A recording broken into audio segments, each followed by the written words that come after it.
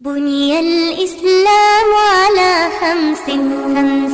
أركان في الدين صوم وصلاة وزكاة حج والشهادتين نحمده ونصلي على رسوله الكريم وعلى آله وأصحابه أجمعين أما بعد فأعوذ بالله من الشيطان الرجيم بسم الله الرحمن الرحيم الأخلاء يومئذ بعضهم لبعض عدو إلا المتقين صدق الله العظيم۔ وہ دوستانہ تعلقات جن پر انسان دنیا میں ناز کرتا ہے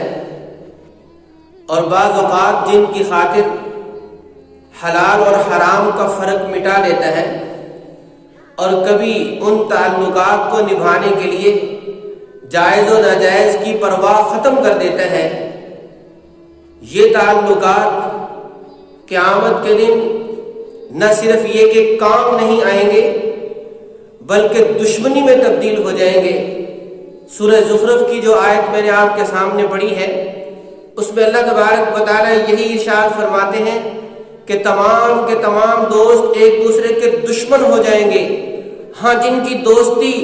تقوی کی بنیاد پر ہوگی، فکر آخرت کی بنیاد پر ہوگی، خدا خوفی کی بنیاد پر ہوگی، وہ دوستی قیامت کے دن نہ صرف یہ کہ قائم رہے گی بلکہ اس کا فائدہ بھی قیامت کے دن محسوس کیا جائے گا۔ چنانچہ حضرت علی رضی اللہ تعالیٰ عنہ کہتے ہیں کہ دو دوست مسلمان تھے اور دو کافر تھے۔ جب ایک مسلمان دوست کا انتقال ہوا، اللہ تبارک و تعالیٰ نے اسے جنت میں جگہ عطا فرمائی، تو اسے اپنا دوست یاد آیا جو دنیا میں مسلمان تھا، تو اس نے اس کی 3 باتیں عرض کی اور اللہ تبارک و تعالیٰ سے 2 دعائیں اس کے بارے میں کی۔ 3 باتیں جو عرض کی وہ یہ، اس نے کہا کہ اے اللہ، میرا وہ دوست دنیا میں ہمیشہ آپ کی اطاعت، آپ کے رسول صلی اللہ علیہ وسلم کی اطاعت کی تاکید کرتا رہتا تھا۔ دوسری بات اس کی یہ بتائی کہ وہ مجھے اچھائی کا حکم اور برائی سے منع کرتا رہتا تھا، اور تیسری بات یہ بتائی کہ وہ ہمیشہ یاد دلاتا رہتا تھا کہ ایک دن ایسا آئے گا کہ تم نے اللہ کی بارگاہ میں حاضر ہونا ہے۔ 3 باتیں کرنے کے بعد اس نے اللہ میاں سے اس کے حق میں 2 دعائیں کی کہ یا اللہ، دنیا میں جب تک وہ زندہ ہے اسے صراط مستقیم پہ رکھنا، اسے گمراہ نہ کرنا، تاکہ جنت کے وہ مناظر دیکھ سکے جو میں آج دیکھ رہا ہوں، اور اے اللہ، جیسے تو نے اپنی رضا مجھے نصیب کی ہے اسے بھی نصیب کرنا۔ تو اللہ تبارک و تعالیٰ نے اس سے فرمایا کہ بس کر، اگر تجھے معلوم ہو جائے کہ میں نے اس کے لیے کیا کیا نعمتیں تیار کر رکھی ہیں تو تو روئے گا کم، ہنسے گا زیادہ، اور جب میں نے اپنی رضا اس کے لیے تیار کر رکھی ہے، اگر تجھے معلوم ہو جائے تو تیری یہ فکر ختم ہو جائے گی۔ پھر وہ مسلمان دوست، اس کا بھی انتقال ہو جائے گا۔ جنت میں اللہ تبارک و تعالیٰ دونوں کو جمع کریں گے اور دونوں سے فرمائیں گے کہ چلو ایک دوسرے کی تعریف کرو، تو ہر ایک دوسرے کے بارے میں کہے گا کہ یہ بہترین ساتھی ہے، یہ بہترین دوست ہے، یہ بہترین بھائی ہے۔ پھر حضرت علی رضی اللہ تعالیٰ نے کہا کہ وہ جو 2 دوست کافر تھے ان میں سے بھی ایک کا انتقال ہوا، اسے بتایا گیا کہ تجھے جہنم میں ڈالا جائے گا، تو اسے اپنا دنیا کا دوست یاد آیا، تو وہ کہنے لگا کہ اے اللہ، اس کو ہمیشہ راہ راست سے دور ہی رکھنا تاکہ وہ بھی جہنم کے مناظر دیکھے جو آج میں دیکھ رہا ہوں، اور اے اللہ، جیسے آپ نے میرے ساتھ ناراضگی کا اظہار کیا ہے اس کے ساتھ بھی اسی طریقے سے ناراضگی کا اظہار ہو۔ کیوں؟ کہ وہ دنیا میں مجھے آپ کی نافرمانی، آپ کے رسول صلی اللہ علیہ وسلم کی نافرمانی کا کہتا رہتا تھا اور ہمیشہ مجھے اچھائی سے روکتا تھا اور برائی کے راستے پہ چلانے کی کوشش کیا کرتا تھا،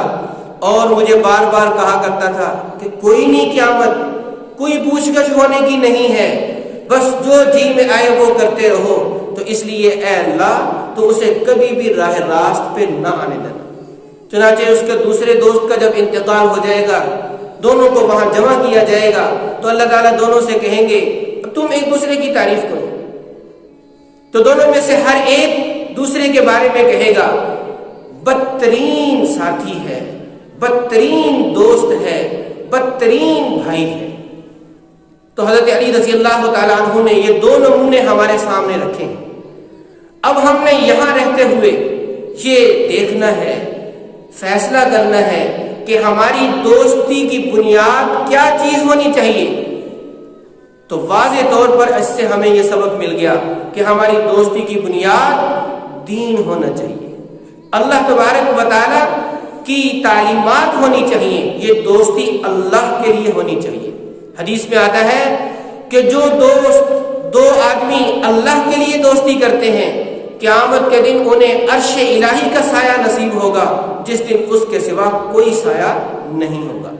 آپ نے غور کیا حضرت علی رضی اللہ تعالیٰ عنہ کے بیان کردہ اس واقعے سے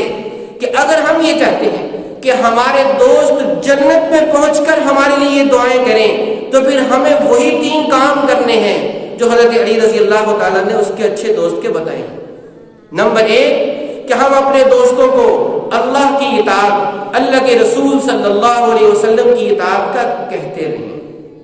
نمبر 2 ہم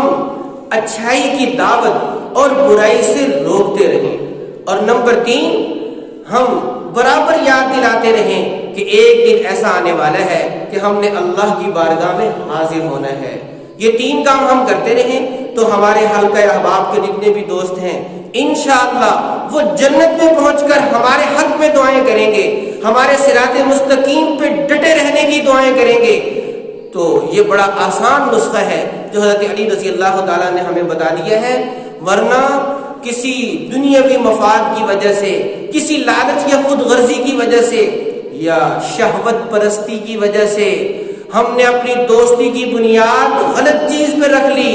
تو پھر یہ آیت کریمہ بتاتی ہے کہ الاخلاء یومئذ بعضهم لبعض عدو، یہ دوستیاں دشمنی میں تبدیل ہو جائیں گی اور وہ پھر وہاں جا کر ہمارے لیے یہ دعا کرے گا جیسے اس نے مجھے برے راستے پہ لگایا، اے اللہ اسے برے راستے پہ ہی رکھنا، وہ راہ راست پہ نہ آنے پائے۔ دعا ہے کہ اللہ تبارک و تعالی ہم سب کو اپنی دوستی کی بنیاد اللہ کی محبت پہ رکھنے کی توفیق عطا فرمائے۔ واخر دعوانا الحمدللہ رب العالمین۔